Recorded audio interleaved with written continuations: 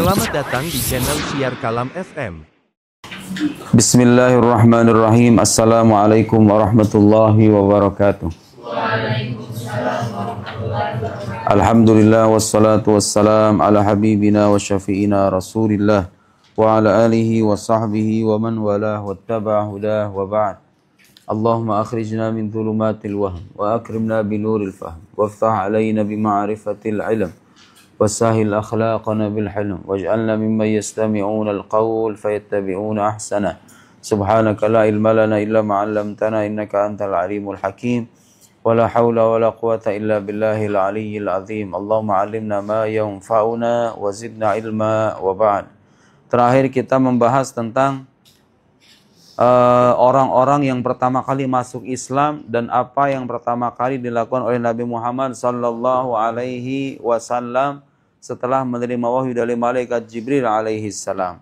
Beliau salat bersama siapa? Sayyidah Khadijah dengan Sayyidina Ali.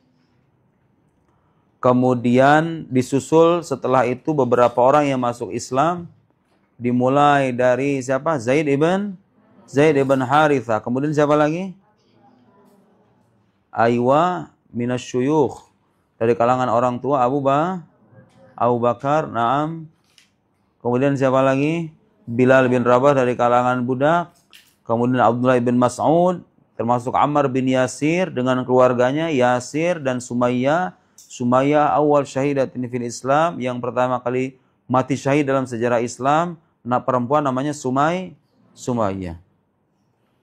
Kemudian disusul dengan Talha ibn Ubaidillah, Zubair ibn Al-Awwam, Uthman ibn Affan, Sa'ad bin Waqqas, dan lain-lain. Nah, sekarang kita balik lagi ke nomor 13 karena belum diartiin ya. Nomor 13, halaman 18, nomor 13. Halatul Arab qabla al-Islam. Kondisi orang Arab sebelum Islam. Artinya sebelum diutusnya Nabi Muhammad sallallahu alaihi wasallam. Seperti apa itu kondisi orang Arab? Kanal Arabu qabla al-Islam musyrikin. Orang-orang Arab sebelum Islam itu apa artinya? Apa artinya musyrik itu? Menyekutukan Allah. Menyembah sesembahan lain selain Allah Subhanahu wa taala. Saya ulangi. Musyrik itu artinya menyekutukan Allah, menyembah sosok lain selain Allah Subhanahu wa taala. Oke, sekarang kalau misalnya kita datang ziarah kubur, nyembah kuburan atau mendoakan yang di kuburan? Mendoakan. Gak ada yang nyembah kuburan. Orang muslim ketika berziarah ke makam wali, berziarah ke makam orang soleh, ke wali songo, ke wali fulan, kepada siapapun. Bukan menyembah kuburan, tapi mendoakan yang ada di alam kubur. Bukan hanya mendoakan, tapi sebagian dari kita bertawassul. Bertawassul artinya apa? Menjadikan mereka sebagai perantara karena mereka ini orang soleh, mereka ini orang baik. Barangkali kalau kita doa, kita ini berlumuran dosa, dosanya banyak, takutnya mental. Kita menjadikan mereka sebagai perantara kita menuju Allah. Syekh Abdul Qadir Al-Jilani, Imam Abdul Hasan Asy-Syadzili, Imam Junaid Baghdadi, Imam Ghazali, Imam Fulan. Atau kamu kalau di Indonesia misalnya ada Abah Gurus Kumpul, ada Kiai Uci. Dia siapa lagi? Wali-wali itu. Kalau kita bertawasul dengan mereka dalam arti menjadikan mereka sebagai perantara menuju Allah, boleh apa enggak? Boleh apa enggak? Boleh, karena kita tidak menyembah mereka. Yang tidak boleh adalah kamu menyembah Abah Uci. Menjadikan Abah Uci sebagai Tuhan selain Allah. Menyembah Syekh Abdul Qadir Al-Jilani. Itu kalau haul Syekh Abdul Qadir Jilani, ramai kan? Tapi ada enggak kalau tanya sama mereka? Ada yang nyembah Syekh Abdul Qadir Jilani enggak? Ada enggak? Tanya nanti kalau ada acara haul yang gede-gede itu, tanya, "Mbak, Mas, sampean nyembah Syekh Abdul Qadir Jailani apa enggak?" Paling kamu digelepak sama dia. Gak ada orang muslim yang menyembah wali itu gak ada. Ya. Karena itu berziarah kubur, bertawassul dengan orang-orang soleh, bertawassul dengan amal soleh mereka, kedudukan mereka di sisi Allah, bertawassul dengan orang-orang yang lebih tinggi derajatnya ketimbang kita, para nabi, para sahabat, tabi'in, dan orang-orang soleh itu hukumnya boleh. Hukumnya boleh. Saya udah bikin di YouTube itu video banyak. Dalil kebolehan tawassul. Kamu lihat nanti. Bedanya kita dengan orang musyrik apa? Kalau orang musyrik bukan cuma bertawassul. Mereka itu punya sesembahan. Disembah beneran gitu loh. Patungnya itu. Manat, Lata, Uzza itu disembah begini. Dan mereka meyakini patung-patung ini bisa memberikan manfaat. Bisa mencegah mudorot. Patung-patung ini dikatakan sebagai Tuhan. Jadi patung-patung ini bagi mereka dijadikan perantara. Jadi orang musyrik itu percaya Allah, no? Orang musyrik itu percaya Allah. Orang musyrik itu percaya Allah. Terus yang menjadikan keyakinan mereka tertolak itu apa? Mereka menyekutukan Allah. Di samping percaya Allah, mereka itu menyembah berhala. Bukan cuma menyembah, mereka itu mempertuhan dan mereka punya keyakinan Allah itu terlalu jauh. Nah, sebagai perantaranya dijadikanlah patung-patung itu dan mereka sembah patung-patung itu. Sama nggak dengan orang muslim yang pergi ke kuburan kemudian mendoakan yang di kuburan atau bertawasul kepada wali-wali orang soleh? Sama atau enggak? Bedanya apa? Yang ono menyembah, kita tidak ada yang menyembah. Ada nggak orang muslim menyembah Nabi Muhammad? Ada nggak? Nggak ada. Orang Kristen bertuhan Nabi Isa alaihissalam. Orang muslim nggak pernah ada yang bertuhan Nabi Muhammad sallallahu alaihi wasallam. Jadi orang-orang Arab di masa sebelum kedatangan Nabi Muhammad sallallahu alaihi wasallam itu kebanyakan. Tentu ada orang Kristen, ada orang Yahudi ya, tapi kebanyakan tuh menganut ajaran apa? Musyrik, menyekutukan Allah Subhanahu wa taala. Bahasa kerennya politeis. Politeis itu artinya orang yang punya keyakinan banyak Tuhan. Nah, kebalikan dari politeis adalah monoteis. Kalau monoteis itu artinya kayak kita nih, percaya pada satu Tuhan. Yang percaya pada satu Tuhan namanya monoteis. Kalau percaya kepada banyak Tuhan namanya politeis. Makanya orang yang punya banyak bini itu namanya poligami. Poli itu menunjukkan banyak gitu. Kalau perempuan punya banyak suami, ya tentu nggak ada. Nggak ada. Cuma kalau seandainya ada, itu namanya poliandri. Tuh, poli. Punya banyak suami. Nggak boleh ya. Kenapa nggak boleh? Ayo, kalau ada yang nanya sama kamu, kenapa laki-laki itu dibolehin poligami? Dibolehin tapi nggak dianjurkan loh ya. Poligami itu boleh tapi tidak dianjurkan. Apalagi kalau tidak bersikap adil. Apalagi kalau itu menjadikan rumah tangga hancur. Salah, yang benar sunnah Nabi itu apa seperti yang saya bahas? Setia kepada satu istri. Poligami kecuali kalau seandainya ada keadaan darurat yang mengharuskan kamu nikah lagi, istri kamu ridho, ahlan wa sahlan. Kamu kaya raya, punya banyak duit, bingung mau buang duit kemana? Cari bini lagi aja. Bini yang satu rela lagi. Ya udah, terserah kamu. Kalau bisa. Tadi sampai mana tadi? Poligami, politeis apa tadi saya bilang? Iya, oke. Kalau ada yang nanya sama kenapa boleh nggak? Kenapa, Ustadz? Kalau laki-laki boleh poligami, kalau perempuan nggak boleh poliandri, kenapa? Ada yang bisa jawab? Hah? Apa Bayu? Anaknya bingung nanti.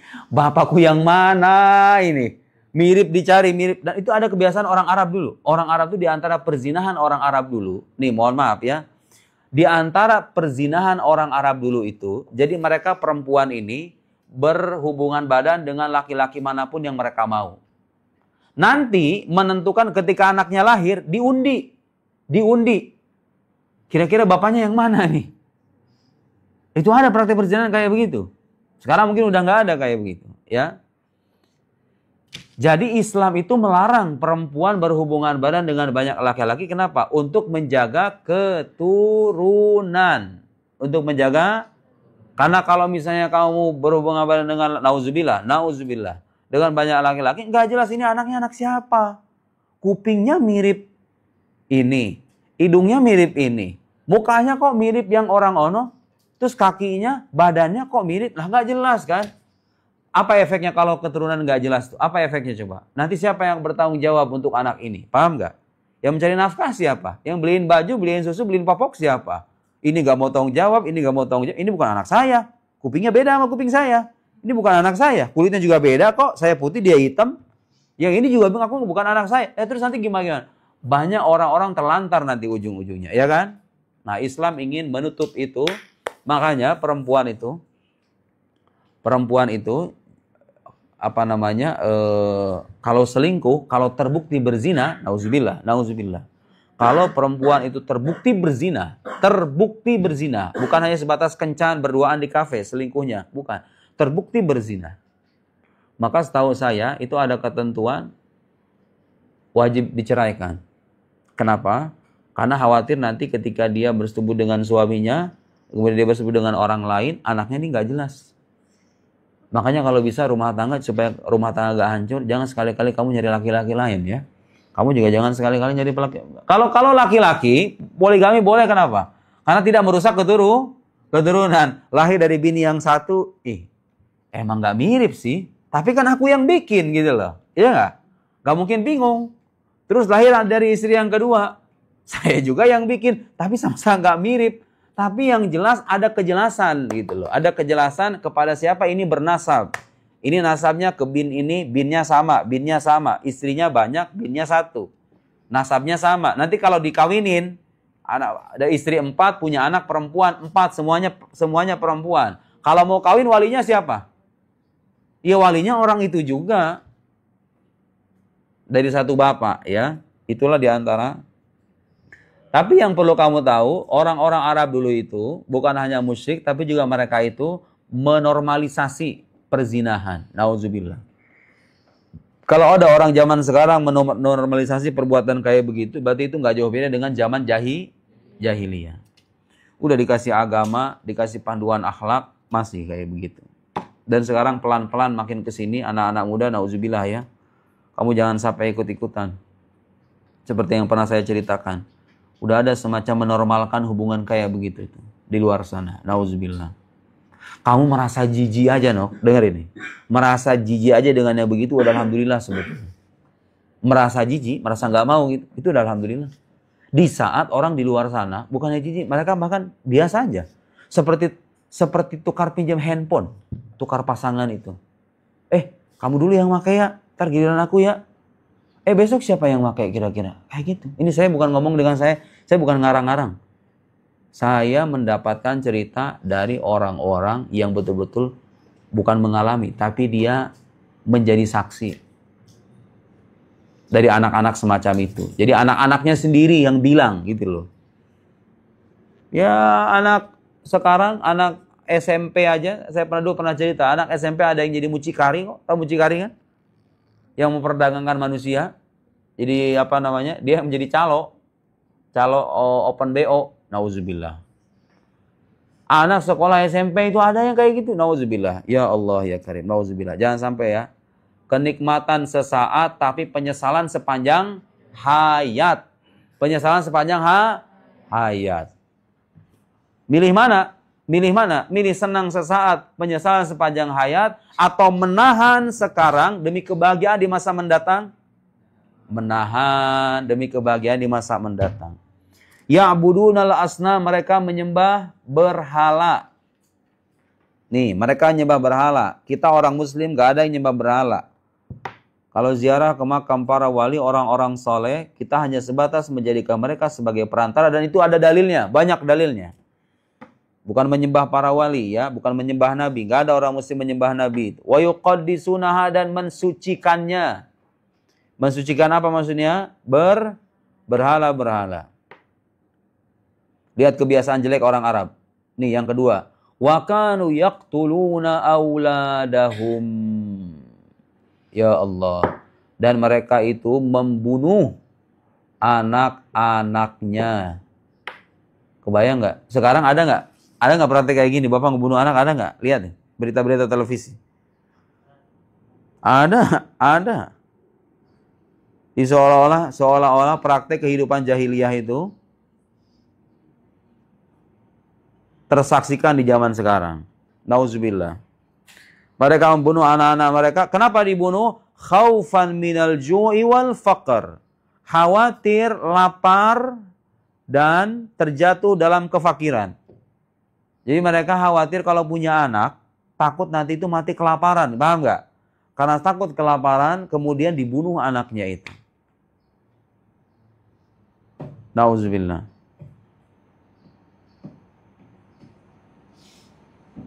Padahal kata Allah Subhanahu wa taala apa dalam Al-Qur'an? La nas'aluka rizqa, nahnu narzuquk. Kami ini, maksudnya Allah itu tidak meminta rezeki dari kita. Nahnu narzuquk. Kita yang akan memberi rezeki untuk kamu. Selama apa? Tunaikan kewajiban agama, sholat 5 waktu, apa yang diperintahkan dilakukan, apa yang dilarang ditinggalkan. Udah selesai, insya Allah Allah menjamin. Saya pernah kasih permisalan, saya sering kasih permisalan kalau ceramah itu. Kamu Pais, seandainya kamu lagi bekerja jadi karyawan, atasannya si Bayu.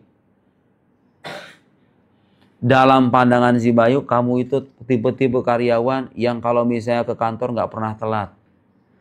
Atasannya minta apapun, selalu dilakukan. Siapa?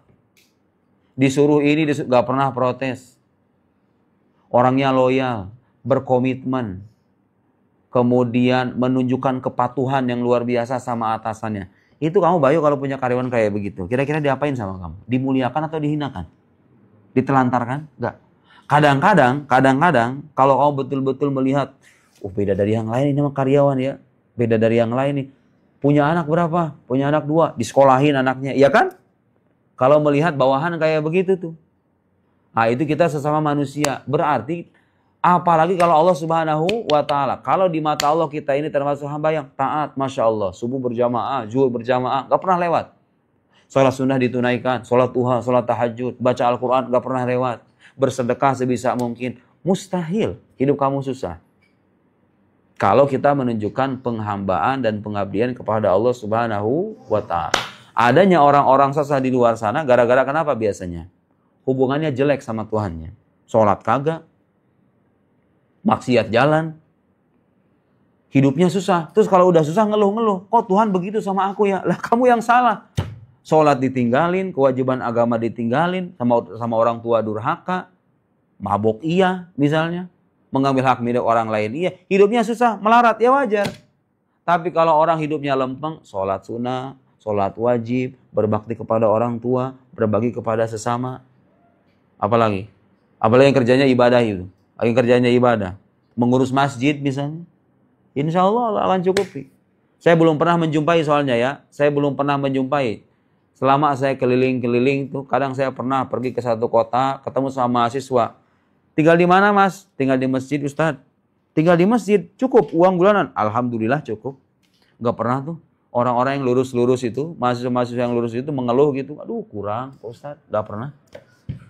Kalau orang hidupnya lempeng, lurus, taat sama perintah Tuhan, Tuhan gak mungkin menelantarkan. Yang biasanya kesusahan-kesusahan itu biasanya apa? Ya orang-orang kayak begitu. Berarti kalau misalnya mau hidup kita dipermudah, caranya gimana? Perbaiki diri sendiri, perbaiki hubungan dengan yang menciptakan kita, Allah Subhanahu wa ta'ala. Kaidah kehidupan penting ya. Kamu kalau ngerasa hidup kamu susah, mulai banyak baca istighfar. Siapa tahu itu gara-gara dosa. Baca istighfar, gelar sejadah, berzikir, perbaiki diri. Sholat kalau bolong-bolong, sholat 5 waktu. Tambahin yang sunah-sunah, sholat duha, sholat tahajud. Mustahil. Mustahil. Kamu mati kelaparan, mustahil. Orang-orang jahiliyah dulu ketika punya anak, mereka itu khawatir. Belum apa udah cemas. Khawatir gak bisa ngasih makan anak, akhirnya apa anaknya? Dibunuh. Saking bodohnya coba itu. Betapa kita bisa membayangkan bagaimana diutusnya Nabi Muhammad Sallallahu Alaihi Wasallam itu merupakan kebutuhan pada masyarakat pada waktu itu.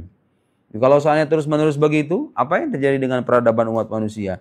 Wayadfinun. Nah, kalau yang perempuan gimanain? Kalau laki-laki kan dibunuh. Kalau perempuan gimanain? Wayadfinun banatihim. Mereka mengubur. Yadfin artinya mengubur. Siapa yang dikubur? Anak perempuannya dikubur, no. Ada kisah Sayyidina Umar, konon katanya mengubur anak perempuannya itu bohong ya. Kamu kalau mendengar Ustadz ceramah di mimbar, kisah Sayyidina Umar pernah mengubur anaknya, itu terbukti berdasarkan data-data dan penjelasan para sejarawan, itu cerita palsu, bohong. Sayyidina Umar tidak pernah tercatat mengubur anak perempuannya. Tapi orang-orang jahiliyah yang lain, ya terbukti. Kebiasaan, maksudnya kebiasaan yang menjalar di masyarakatnya, yang sudah dinormalisasi oleh masyarakatnya. Paham nggak dinormalisasi? Dinormalkan maksudnya. Itu kalau perempuan-perempuan, karena anak perempuan bagi orang dulu itu aib. Subhanallah, sekarang ada nggak yang punya? Nggak ada sekarang, alhamdulillah. Dulu itu kalau ada orang melahirkan anak perempuan itu dipandang aib, no. Jadi malu gitu loh kalau punya anak perempuan. Kenapa? Karena perempuan nggak bisa ngapa-ngapain. Kalau laki-laki kan bisa perang, bisa memanah, bisa berkuda, bisa bekerja dan lain-lain. Kalau perempuan kan enggak. Jadi dalam pandangan orang Arab dulu perempuan itu adalah aib. Nabi Muhammad SAW datang dengan ajaran yang memuliakan perempuan. Sebuah perubahan yang luar biasa. Itu kebiasaan orang-orang. Wahunna hayyat, dan mereka itu hidup. Maksudnya apa? Perempuan-perempuan itu dikubur dalam keadaan hidup. Nauzubillah. Ya Allah. Khasyatal 'ari wal 'aid. Nih yang tadi saya sebut. Khawatir dengan aib. Menjadi malu dengan aib gitu loh. Karena anak perempuan bagi orang Arab dulu itu adalah aib. Karena mereka malu akhirnya dikubur itu anak perempuan. Terus hubungan sosial mereka bagaimana? Sesama mereka. Ini jawabannya. Wa kanu mutanafirin mutasyajirin. Mereka senantiasa bersengketa, berkelahi. Tapi kalau ribut itu gampang orang Arab itu. Zaman dulu. Yuharibu ba'duhum ba'dhan. Sebagian mereka memerangi sebagian yang lain. Yuharibu itu artinya memerangi. Yuharibu ba'duhum ba'dhan. Sebagian mereka memerangi sebagian yang lain. Li'auhal asbab, untuk alasan yang remeh-temeh. Auha itu artinya receh. Ya alasan yang remeh-temeh gitu ya. Jadi mereka itu bisa bertengkar, bisa bersengketa, bahkan bisa saling bunuh-membunuh gara-gara perkara sepele. Auha itu artinya sepele. Receh atau sepele. Perkara sepele. Sekarang ada nggak yang kayak begitu? Orang ribut gara-gara masalah sepele itu. Gara-gara masalah tanah 2 meter misalnya. Kemudian saling sengketa, tiba-tiba yang satu dibunuh.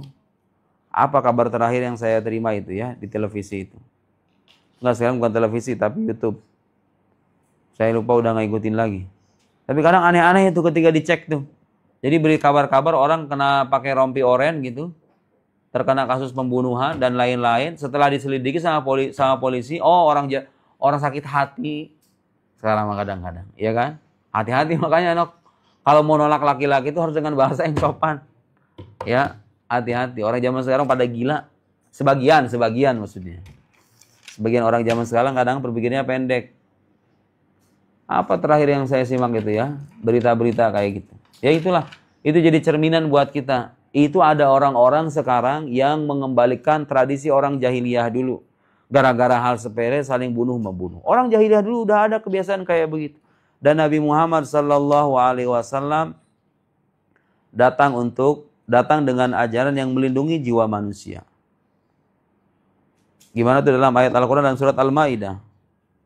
Barang siapa yang membunuh satu orang manusia, faka'annama qatalan nasa jami'a, maka hukumnya itu seakan-akan dia itu membunuh semua manusia. Jadi membunuh satu jiwa itu dalam ajaran Islam, wa may yaqtul mu'mina muta'ammidan fajazauhu jahannam Barang siapa yang membunuh seorang mukmin, orang beriman, muta'ammidan secara sengaja tanpa ada alasan yang benar, fajazauhu jahannam, maka balasannya adalah neraka jahannam. Khalidan fiha wa ghadiballahu, dan Allah murka kepadanya. Wa ghadiballahu wa la'an gimana dalam surat An-Nisa, saya enggak banyak murojaah lagi surat An-Nisa. Wa may yaqtul minna muta'ammidan fajazauhu jahannam khalidan fiha wa ghadiballahu alaihi wa la'anahu wa adalahu adzab wa la'anahu, dan Allah melaknatnya. Allah marah, Allah melaknatnya. Wa adalahu adzaban adzima, dan Allah mempersiapkan azab yang pedih. Jadi ancaman. Nabi Muhammad datang dengan ajaran yang menjadikan pembunuhan itu sebagai dosa yang sangat besar. Sehingga ancamannya apa? Allah murka, Allah melaknat, dan Allah menyiapkan bagi orang yang membunuh ini azab yang pedih. Di saat orang-orang Arab menormalisasi pembunuhan itu. Membunuh anak, mengubur anak perempuan, satu suku dengan suku yang lain saling bertikai. Jadi bunuh-membunuh itu biasa banget. Nah, mirisnya apa? Saya pernah datang ke sebuah kota ya di Indonesia. Saya nggak sebutkan nama kotanya. Itu saya ngobrol dari orangnya langsung yang tahu daerah kota itu. Jadi di kota itu hampir katanya Pak Ustadz setiap malam itu anak-anak muda tawuran. Kalau sekarang masih mending Pak Ustadz. Beberapa tahun yang lalu, zaman sekian 2000 berapa gitu kata dia itu katanya kalau orang ngebunuh, itu kayak biasa aja. Dia ngambil pisau atau ngambil apa gitu, alat tertentu, tusuk orang begini, seret, udah selesai. Jadi ngebunuh orang tuh tanpa ada kayak semacam kayak kamu membelah buah-buah. Kayak apa namanya? Membelah buah-buahan. Jadi ada orang misalnya berantem, dia pengen ngebunuh, ya udah tusuk begini, udah selesai, pergi aja. Bersihin kayak gitu, udah selesai. Itu ada. Cuma nggak menjadi fenomena umum ya.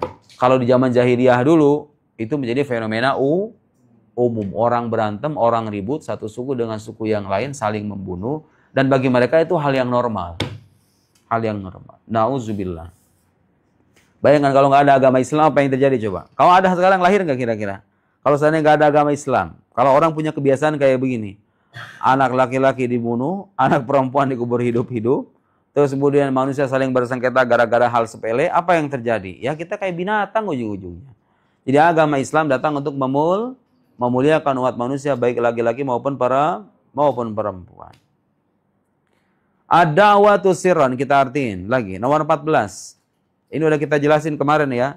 Dakwah secara sembunyi-sembunyi. Dakwah secara sembunyi-sembunyi. Bada'an Nabi sallallahu alaihi wasallam. Bada'a mana bada'a? Memulai. Bada'a fi'il apa itu? Awas lupa. Jurumiyah berapa hari dilewatin. Bada'a apa artinya fi'il? Fi'il madhi. An-Nabiyu jadi apa itu? Nabi memulai bid'awati dakwah sirran secara sembunyi lamma nazala alaihi. Lamma apa artinya? Ketika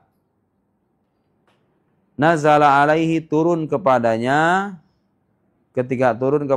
ayat ya ayyuhal muddatsir qum fa'anzir wa rabbaka fakabbir wa thiyabaka fatahhir warrujza fahjur wala tamnun tastakfir wa lirabbika fasbir. Ya ayyuhal muddatsir apa artinya? Wahai orang yang berselimut. Siapa yang dimaksud ini? Nabi Muhammad sallallahu alaihi wasallam. Qum fa'anzir.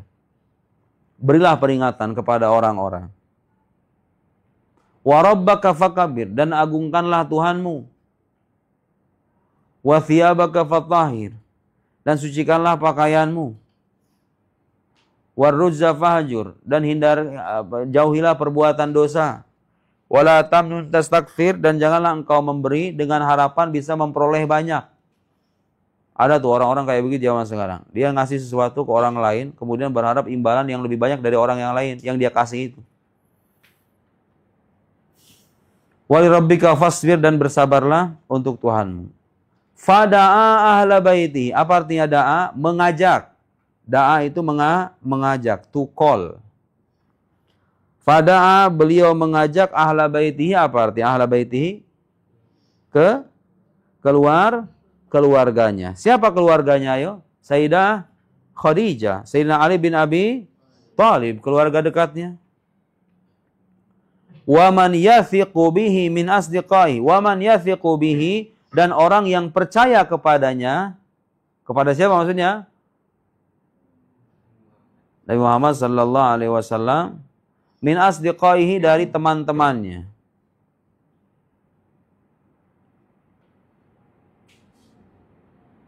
Jadi beliau sengaja pertama-tama dakwah kepada orang, gak orang banyak, tapi orang-orang yang beliau kenal dan mempercayai kejujurannya, gitu loh, paham gak? Ini strategi dakwah. Kalau kamu datang dengan ajaran yang baru, misalnya begini ya, kamu datang ke sebuah sekolah, ada kebiasaan buruk di sekolah itu, kamu ingin mengubah. Caranya itu bukan ujuk-ujuk diubah, tapi harus bertahap, pelan-pelan. Kayak saya tadi malam kan, mau bangun, tapi 2 juz kebanyakan nggak tuh? 2 juz kebanyakan nggak? Kebanyakan ya. Saya itu niatnya udah 1 juz tadi malam itu. Cuma kata saya kok kayak kurang ya. Terus dia santrinya juga masih pada semangat, masih pada bersuara gitu kan. Oh ya sudahlah, saya lanjut aja. Jadi ingin membangun tradisi yang bagus, caranya itu bertahap. 1 juz, 2 juz. Besok mungkin nambah, wallahu a'lam. Enggak. Insya Allah enggak. Saya sadar lah. Nah, kecuali kalau 10 malam terakhir beda cerita ya. Itu nggak bisa, nggak ada tawar-menawar. 10 malam terakhir nggak ada tawar-menawar. Mafi mufawad. Nggak ada tawar-menawar, kata orang Arab. Jadi, strategi dakwah yang diajarkan oleh Nabi, kalau kita punya ajaran baru, bertentangan dengan masyarakat setempat, supaya dakwah ini diterima, bagaimana caranya?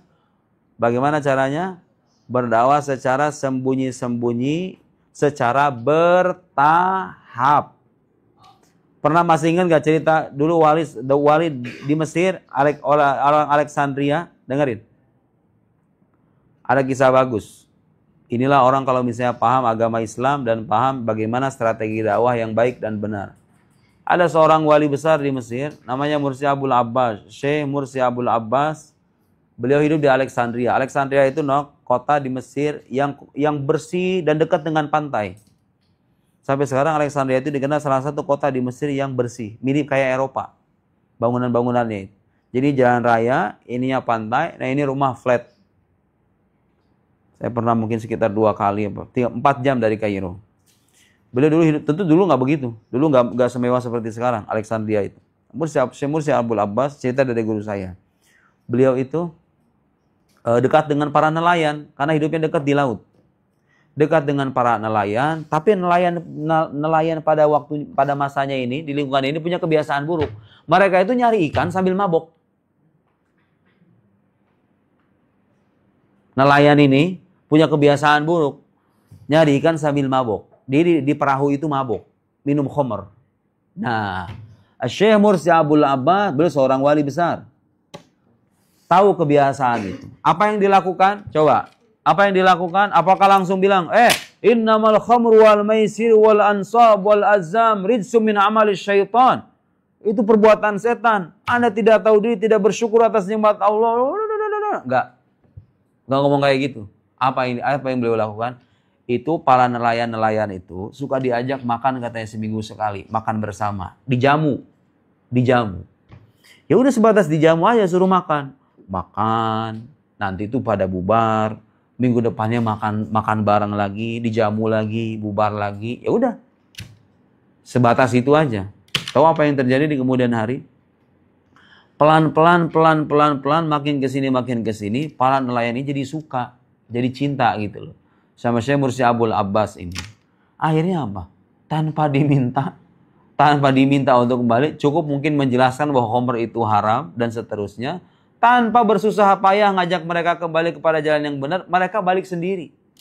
Setelah apa? Setelah mencintai sosok yang menasihati mereka itu.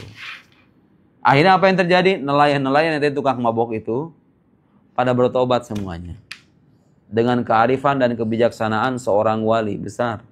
Subhanallah. Nabi Muhammad SAW ketika mendakwakan ajaran Islam pertama kali juga begitu. Dicari nggak sembarang orang. Ini kalau seandainya beliau pertama-tama dakwah sama Abu Jahal misalnya udah tahu sejak awal apa yang terjadi. Wah, Abu Jahal ngomong nanti ke orang-orang Mekah. Padahal ini masih tahap pertama. Makanya itu sengaja sembunyi-sembunyi. Sayyidina Ali, Sayyidah Khadijah, kemudian beberapa orang yang kira-kira bisa membenarkan risalah beliau ajak. Adapun orang-orang yang bengal, orang-orang yang berkarakter keras, enggak. Mereka nanti belakangan. Fada ahla baitihi, beliau mengajak keluarganya wa man yathiqu bi min asdiqai alladzina ya'taqiduna sidqahu, yaitu mereka-mereka yang meyakini kejujurannya. Ya'taqiduna sidqahu, meyakini kejujurannya. Wa da'ahum enggak ada wanya. Da'ahum, apa artinya da'ahum? Apa artinya tadi da'a? Kamu enggak pada siapa yang mengajak ini? Nabi Muhammad mengajak mereka ila ibadatillahi wahda, untuk menyembah Allah semata. Menyembah Allah semata. Menyembah Allah saja. Itu inti ajaran Islam. Menyembah Allah saja. Tidak menyekutukan Allah dengan apapun. Warrafati bin nas, dan berlemah lembut kepada manusia.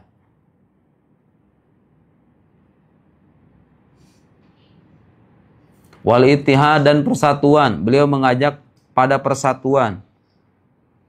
Di saat orang-orang Arab suka dengan hal-hal yang bisa memecah belah. Wa tarkil harab, dan meninggalkan perang. Pasti ada yang nanya itu. Itu Nabi Muhammad kan mengajak orang untuk meninggalkan perang. Tapi kenapa beliau sendiri perang dengan para sahabatnya? Jawabannya apa, Okta? Bagus.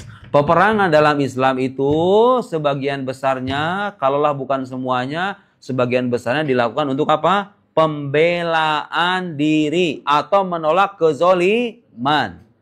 Bukan duluan nyerang gitu. Nabi Muhammad itu cuma mengajak doang. Seandainya orang-orang kafir itu nggak mau, diperangi nggak sama Nabi Muhammad? Diajak, ayo menyembah Allah yang esa. Selesai.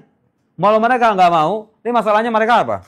Mereka diajak, mereka nggak terima, kemudian mereka memusuhi, maka terjadilah peperangan-peperangan itu. Aslinya Islam itu nggak menganjurkan kita untuk berperang.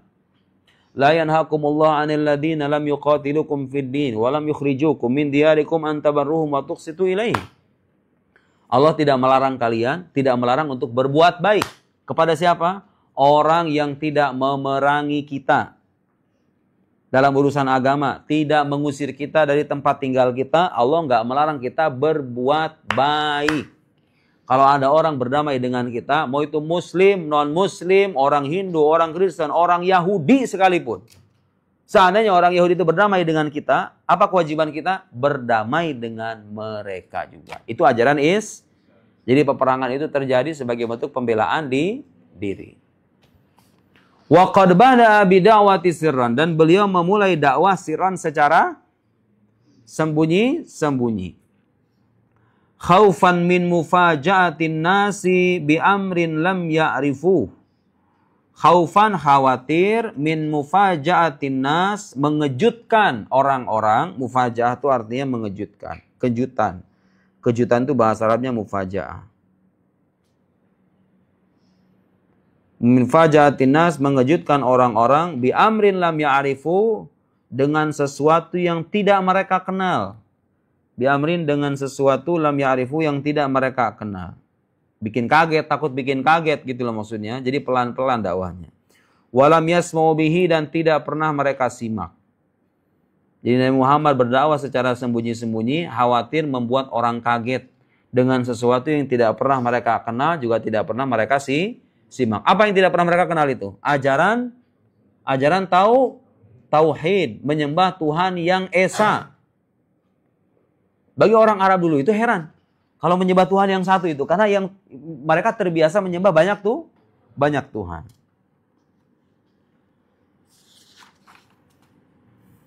Baik, sanaktafi bihadzal qadar. Kita cukupkan sampai di sini. Wa nuwasil fil liqa'al qadim.